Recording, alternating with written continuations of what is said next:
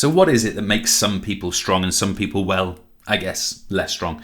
We're going to look at two primary factors. Okay, and there are others, by the way, but two primary factors, and I will introduce you to some of the others as well, just as a guidance. So the first one I want to introduce you to, I'll do it with a nice yellow line down here. The first one is what we would describe as the percentage of fast twitch muscle fibers. And as you may have come across previously, by fast twitch we are talking about fast glycolytic or FG fibers.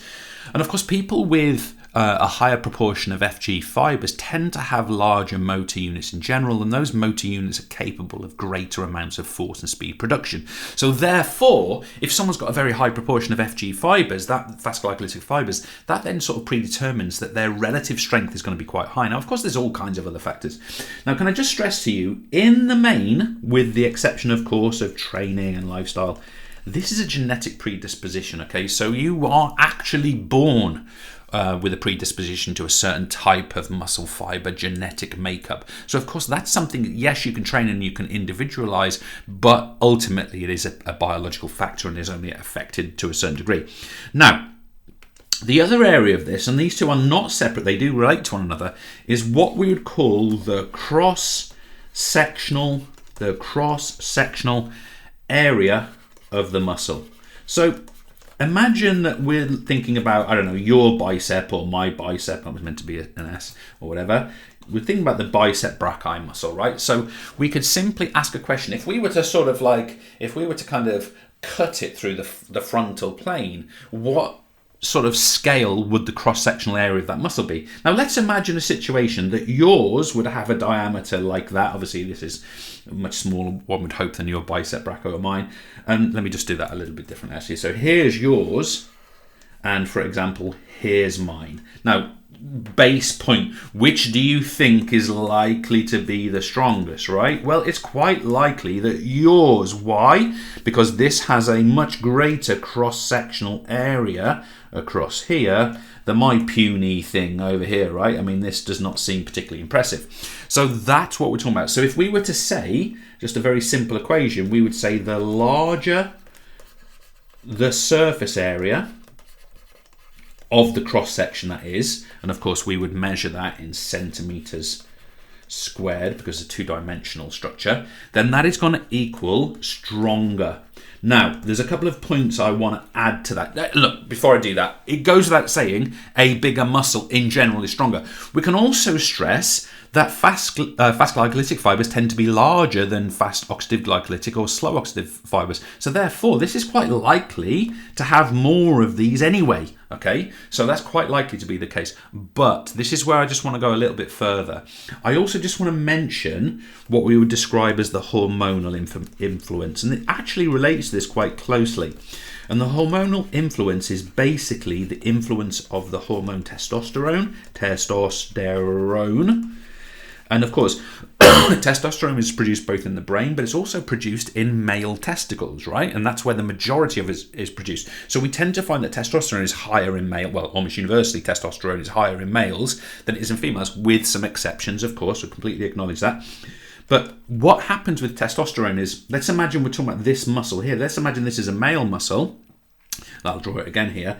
This male muscle is going to be what we describe as lean. The vast majority of this muscle tissue, this cross-sectional area, is going to be muscle itself. Let's take another muscle, which I'm going to claim is exactly the same scale. I'm not sure I've drawn it the same. What we'd find is that, yes, this muscle contains muscle, but it also contains fat deposits. Okay, now this, generally speaking, is going to be what we refer to as more female muscle, or more specifically, the effect of the hormone estrogen. Okay, now estrogen is a hormone more naturally occurring in females, and testosterone, of course, less so. So what we tend to find in females is that for the actual cross-sectional area of the muscle, less of that is made up of lean muscle tissue. Some of it is fat, which of course is non-functional structure. It can't produce force, it can't pull, right? So that hormonal influence, of course, goes towards gender. The other point I would make here is that age is an important point. Now, good news for you youngsters. Generally speaking, men especially will be strongest in their 20s. Now, the reason I say that's good news for you is you're probably not there yet. So you've got your strong days to go, but it reduces with age. But one thing just to be aware of is that women can often be younger than this. So women will often be between sort of 17 to 25 where they reach their peak strength. It's actually quite an interesting sort of distinction and difference, isn't it? That might explain all kinds of circumstances where we tend to get a lot of very young female athletes in certain sports whose careers end slightly earlier, and in male sports maybe those careers endure a little bit longer. A couple of other points just before we finish off. By nature, of course, if training is done, we can, of course, increase our strength. That's part of the adaptation process, and we're going to look at that in other tutorials. But of course, muscles can adapt and produce more force. That's why people do weight training broadly, isn't it? And finally, I just want to sort of relate to you that it's really nice to know this term. It's what we call the weakest point in the ROM.